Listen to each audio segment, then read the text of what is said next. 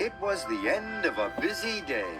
The engines had been working hard. They were feeling pleased and proud. Except Henry. He was feeling ill.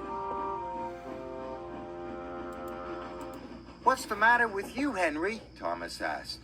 "My boiler's grumbling." "Maybe it's grumbling at you," teased Thomas. "That's not funny," hissed Henry. "You just don't care."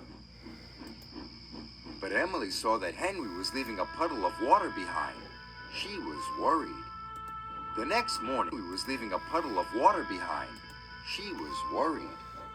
The next morning, Sir Topham had arrived. "Thomas, Percy, Henry, I want you to collect some freight cars and take them to the docks." "Yes, sir," cried Thomas and Percy. Henry watched the engines puff away. He didn't feel well.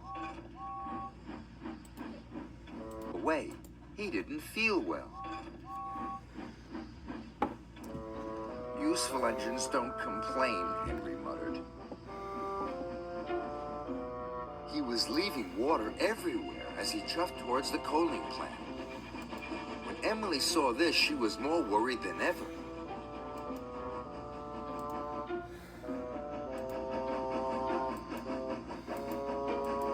Then Thomas and Percy overtook Henry. "Hurry up, Henry!" Percy tooted. "I can't go any faster," Henry chuffed miserably. "You're just being lazy," teased Thomas. By the time Thomas and Percy reached the coaling plant, they had a naughty plan. "Please, sir," coaling plant, they had a naughty plan. "Please, sir," said Thomas, "Henry wants to take more freight cars." "He is bigger," added Percy. The odd manager agreed. Meanwhile, Emily was talking to Sir Topham Hatt. "I'm worried about Henry." Perhaps his tubes are leaking," replied Sir Topham Hatt. "You'd better check."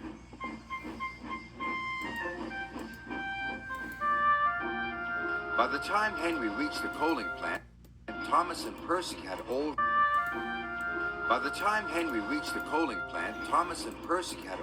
left. "Why did Thomas and Percy leave me so many freight cars?" moaned Henry. "They know I'm not feeling well." "We'll still have to take them," said his driver. Henry chuffed and puffed and pulled his long line of freight cars.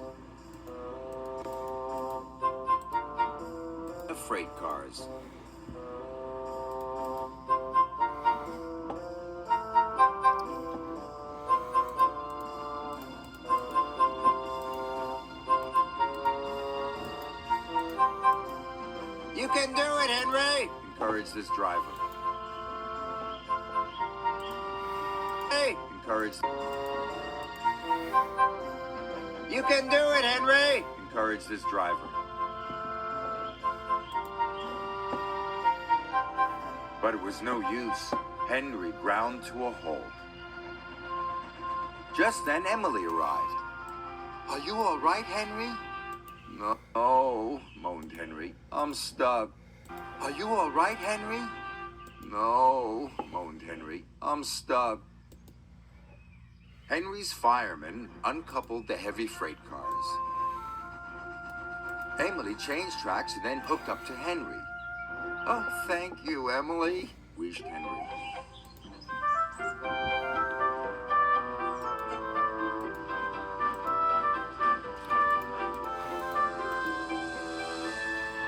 Emily and Henry puffed into the docks. "Well done, Emily," said Sir Topham Hatt. "Thank you, sir." Then he spoke to Henry. "You were brave, Henry. You weren't well, but you still tried to pull the heavy freight cars." Thomas and Percy felt ashamed. "We're sorry, Henry," said Thomas. "We didn't think you were really sick," added Percy. "Go back and collect Henry's freight cars," said Sir Topham Hatt sternly. "Yes, sir," whispered Thomas. Soon Henry was mended and back at work. "You're looking so much better," said Emily. Well, they mended my tubes, but they didn't even look at my brakes, my gauges, my squeaky wheels. Emily smiled. All in good time, Henry. Poor Henry.